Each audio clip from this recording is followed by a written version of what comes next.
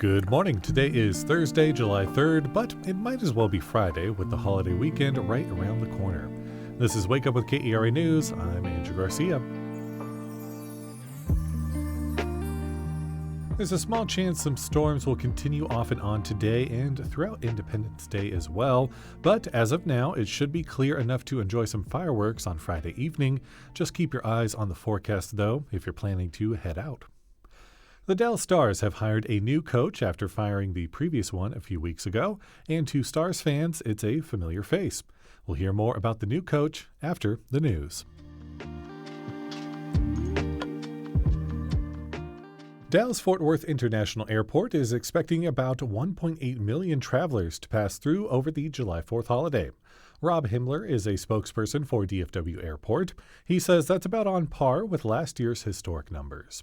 He recommends travelers arrive 2 hours before domestic flights and 3 hours before international ones.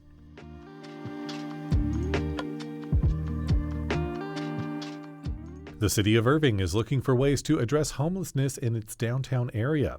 Businesses in downtown Irving have reported public health and sanitation concerns like public defecation, litter, food waste, and loitering. Part of the proposed response includes increased police patrols, adding center armrests to benches, and revising city ordinances.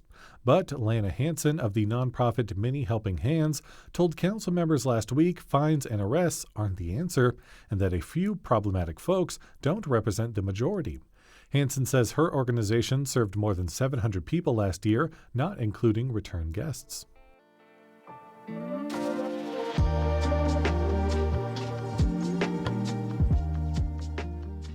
Nearly a month after the firing of Pete DeBoer, the Dallas Stars have brought in a familiar face as their next head coach. Glenn Gulutzan is back for a second stint in Dallas after a relatively lackluster first go of it as the franchise's head man from 2011 to 2013. He might also be familiar to Stars fans for another reason. He spent the last 7 years as assistant coach with the Edmonton Oilers, the team that's eliminated the Stars in each of the last two Western Conference Finals. To bring us up to speed on Dallas's new coach, the Denton Record Chronicle's John Fields sat down with host Justin Martin. So, for the uninitiated, John, who is Glenn Gulutzan? What's his coaching track record? Yeah, he was a successful ECHL coach in the early 2000s, one of the NHL minor leagues, and that made him a prime candidate, actually, to take over as the Stars coach back in 2011 for his first stint with the organization. But didn't have a ton of success at that point, to be honest, with Dallas. Missed the playoffs his first year and was fired midway through a bumpy second season. Then he served as an assistant coach with the Vancouver Canucks for 3 years before taking over as the Calgary Flames head coach in 2016.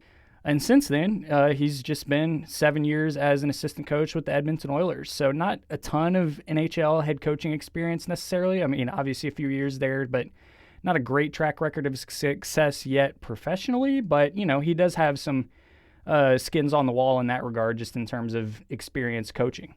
And now, what makes the Stars confident that Gulutzan's second stint will be better than the first?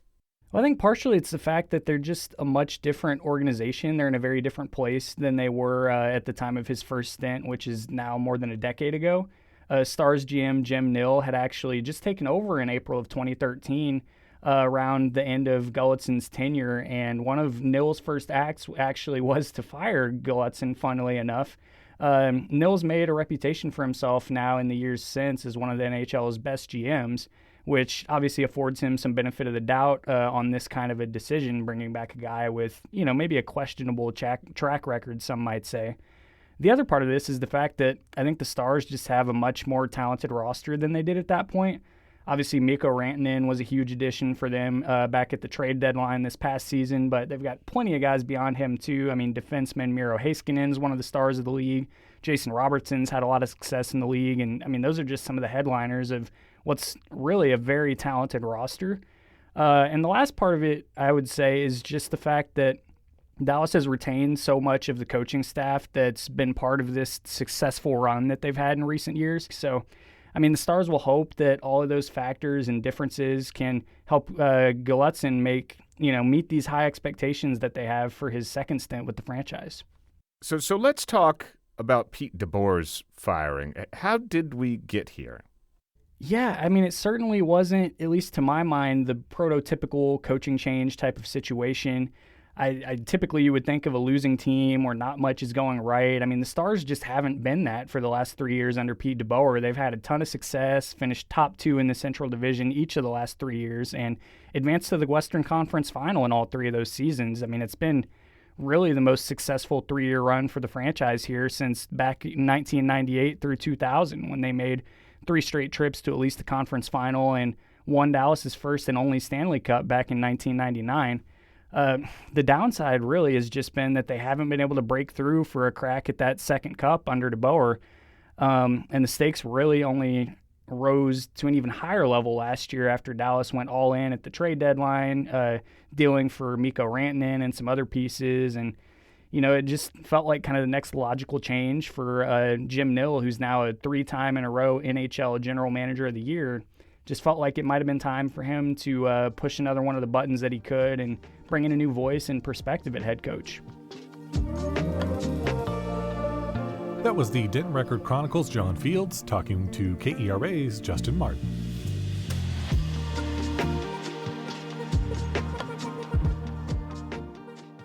In more sports news, the Rangers finished their series against the Orioles with a win last night, the final score of 6-0. They play the San Diego Padres over the weekend. And FC Dallas will play Minnesota United FC tomorrow evening at Toyota Stadium.